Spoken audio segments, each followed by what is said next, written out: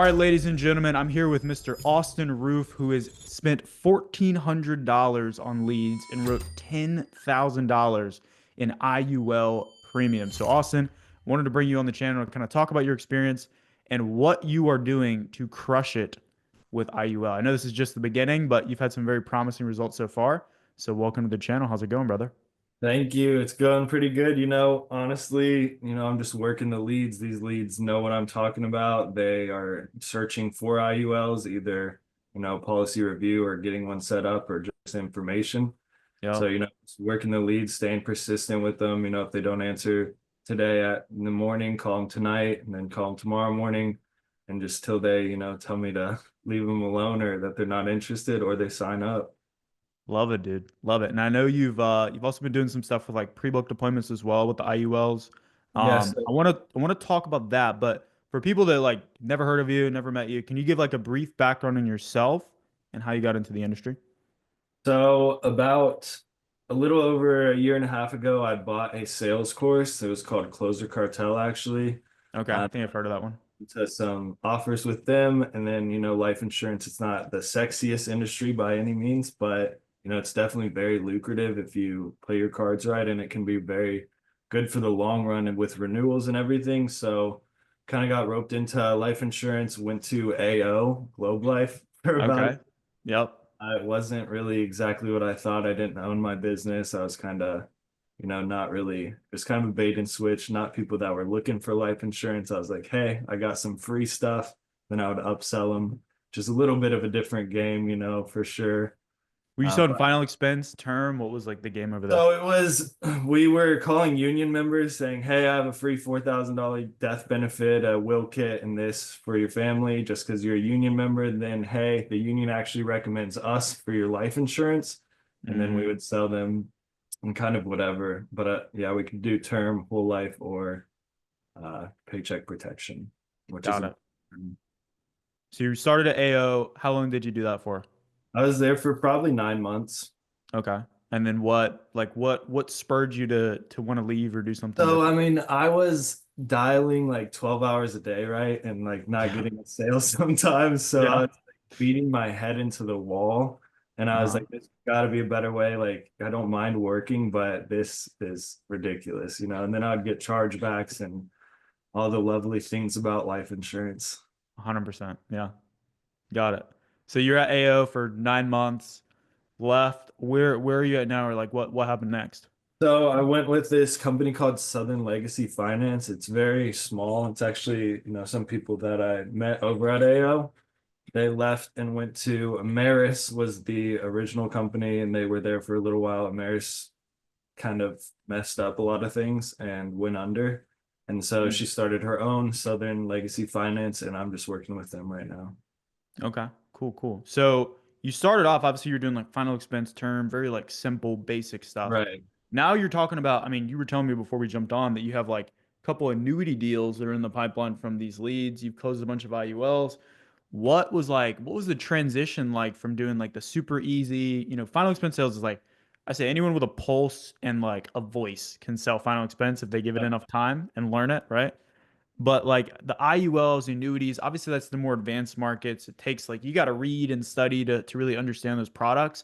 And you have to be, I think you have to be a sharper person to sell those. So like what was the transition like and why did you make that transition in the first place? I agree. Final expense, it can definitely be lucrative, but it's not really the bigger policies. And I knew that IULs have the bigger policies. So I know that my friend was selling a bunch. She sold like 160 her first month at Ameris, which was crazy. They were getting like free, very good leads, but then they completely botched that system. 160K in AP? Yeah, Yeah, I don't know anyone that does that with final expense. right. This If they IUL do, they're like literally can't do that. dialing on the toilet. I actually know a guy that Right. does. Yeah, I don't know if you can do that with final expense for sure. But so she kind of taught me on IULs for a while, and then we did training for like a month or two. I was calling some follow-ups, getting some, actual training, and then she actually came out with this chat bot that like is IUL mastery, and that honestly has helped me a lot. I can kind of tell it hey, this is my client, where should I place this? What's the route of explaining this to a client and that? And I feel like that has launched me forward. And then once I really started getting on the phones, like I was realizing that I actually do know a ton about IULs. And then it made me feel a lot more confident. And then having that in my back pocket, definitely helps. Got it. So what is it like a chat GPT? I'm actually Yeah, writing it's this just a down. I chat like that GBT that idea. she taught, like educated it on all the carriers and all, tons of stuff actually. Dude, that's brilliant. That's actually really brilliant. I'm writing that down. So anyway, so you learned IULs from ChatGPT. You started crushing it. What'd you do? Like, how much premium were you writing? With AO or the IULs. The IULs. So with the IULs, I was calling follow-up lists. I really wasn't getting that much. I started investing in some leads. They were pitching leads for themselves, kind of doing a marketing system that didn't work out that well. I was paying like Mm. 1,200 a month and getting like, not any leads that really knew what I was talking about, bad numbers. I'd call them 5 minutes after they filled out the form. Hey, did you fill out something for IUL? No. Yeah. What Planning. is that? Right. So like even financial planning or retirement, tax-free retirement, like you could not get these people to remember what they it was probably like a click autofill info next. Yeah. So the leads weren't good. I was calling the follow-up leads. They were like, 3 months to a year old. I had a couple sales on that. They actually knew what an IUL was, so I was kind of in the right place. Hmm. But nothing like these leads that I'm having now. Most of the leads that I'm having now are actually like, I mean, you guys told me about 15 to 20% would be pre-booking. I think it's a lot higher. Yeah. What's the percent? I'd say it's probably like 30%. And then even like at the beginning, probably 5 out of 6. Like the very first day, 5 out of 6 were pre-books. Dude, that's killer. That's Right. killer. Pre-books So, were very exciting. And oh obviously yeah. all of them show up, but if you get on them and text them like, hey, confirm, text them again in 30 minutes, text them again in an hour, they're gonna tell you, hey, wrong number, or yes, that was me.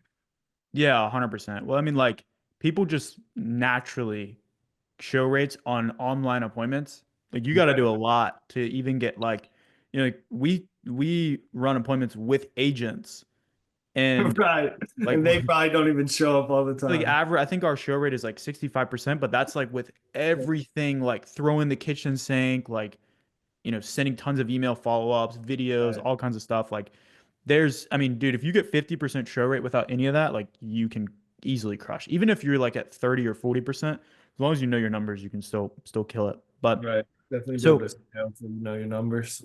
yeah, exactly. What were you doing before this in terms So of much into the numbers this month just because I was like sharing it with my friend, and then I was in Ohio for a week and I just wanted to make sure the leads work. But this month, no, I'm definitely full fledged, gonna keep track of all my numbers and hit it yeah, hard.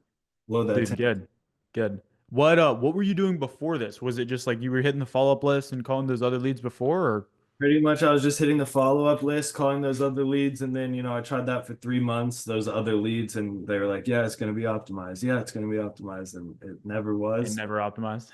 So they told me about Infinity Box. I called Infinity Box. I had a meeting with him, and I don't know, the guy was very unprofessional, rubbed me really wrong, like took a phone call during our call and like just tons of unprofessional stuff. And Hmm. then I talked with Chaz. I really liked Chaz, but my boss like told me that Infinity Box, she knows agents writing it. And then I was like, you know what? Give me someone else from Infinity Box. They gave me the same guy, and then I was like, okay, Chaz, let's get it. And then Hell I'm yeah, dude. very happy with my decision. I went with my gut versus, what they were telling me, and it definitely paid off. I love it, dude. So talk me through like what's your experience been like so far? Obviously, you haven't spent a ton on leads, but early results seem pretty promising. We're gonna have a conversation after this. I'm gonna tell you to scale aggressively, and we're gonna get you hitting some big numbers for sure. But like, talk me through what has your experience been like? I think you've been with us for maybe about a month. Yep, only like 3 weeks actually, but Okay. yeah, I mean the experience, all these people I've had really good conversations with them. No one's been like a dick or telling me to F off or anything like that. The leads are it's something that I haven't experienced really anywhere else. Like AO leads were mad that I was calling. The last Yep. leads mad that I was calling. These leads are happy that I'm calling. It's Hmm. different vibe completely. And I told Adam, I was like, and Chaz, I was like, dude, I just need leads that know what I'm talking about. Yeah. Yeah. 100%. So I know you said you were telling me that you've closed a couple policies. It sounds like a lot of them have been like the smaller, simplified issue ones, and then you have a couple big ones that are also in the pipeline. Yeah, so the small ones, obviously, they're a little bit easier to close. On the one call closes, the bigger ones do take a little longer.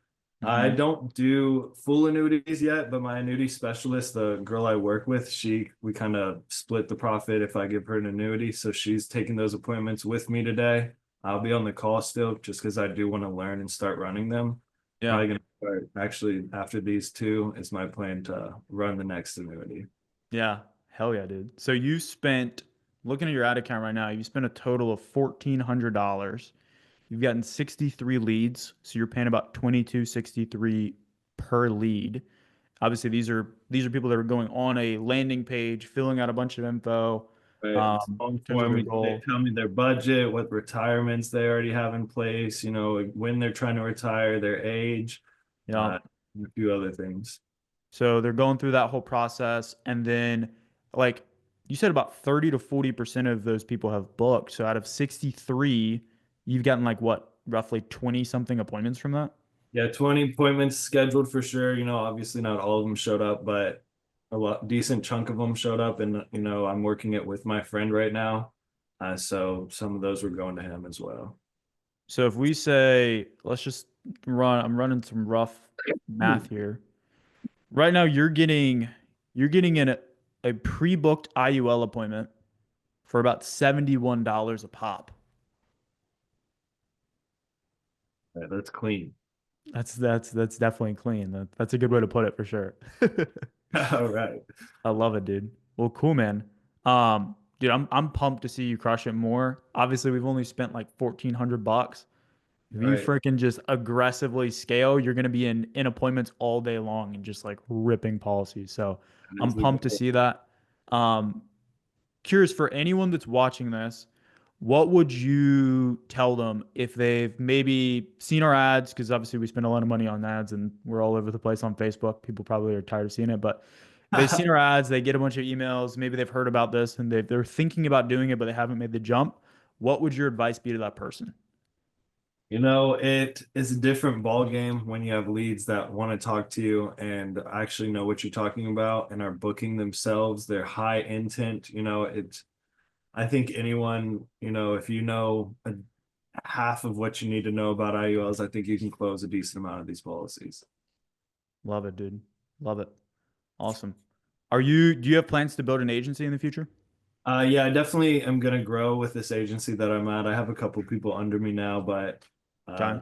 definitely just wanted to get my feet planted and me right first, and then now, like my last company, AO, it was huge on recruiting. Like before I had a sale, and I had my Yeah. sale in like the first 6 days, and they Well, you were sell the people that you recruit. That's the game. right, and they were trying to right, and like if you get them on appointment, they can't afford it. You're trying to recruit them. Yep.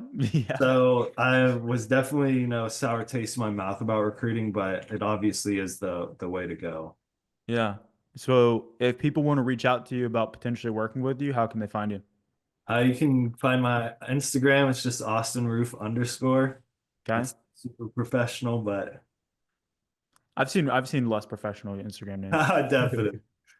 Awesome, brother. Well, I appreciate you jumping on. Ladies and gents, we'll see you in the next one. Take care.